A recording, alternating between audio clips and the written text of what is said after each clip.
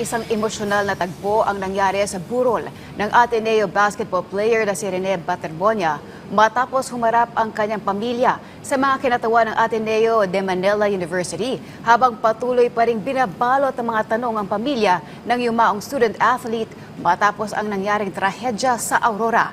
Tinutukan ang balitang yan ni Isabel Reyes.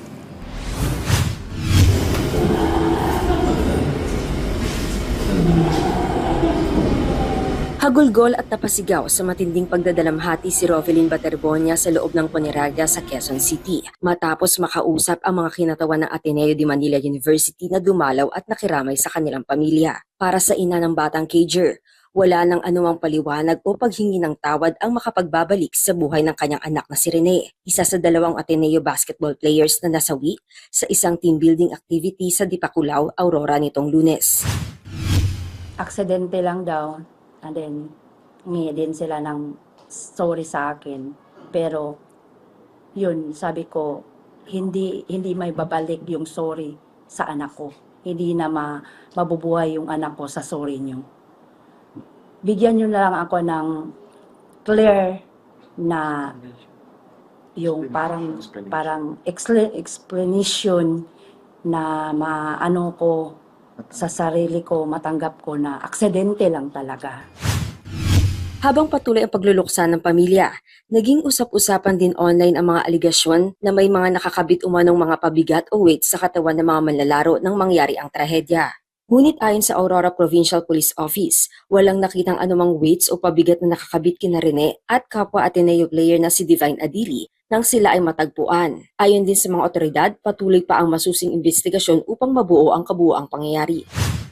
Sabi nila, hindi daw yung totoo yung mga social media na kinalat nila. Kasi yung time daw na ano sila doon, wala daw linagay dito ng mga which wala, sabi niya. And then, aksidente lang daw talaga yung nangyari. Tapos, sinabi ko lang sa kanila nga, aksidente yung nangyari dahil sa kakulangan nyo.